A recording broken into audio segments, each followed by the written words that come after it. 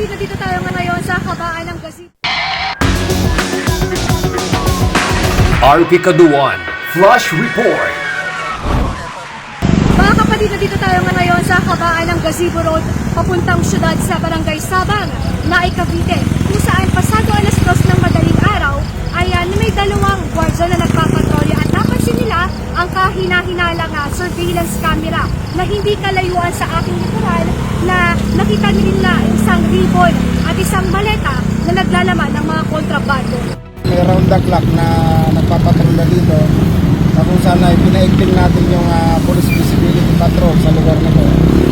Ay yun, napansin ng police natin na may dalawang gwardiya at tinawag yung pansin nila yun para 30 kilos na suspected siya. Magkano street value nito? So lumalabas kung sa street value ay 40,800,000. So ang nakita namin modus nito yung dead drop.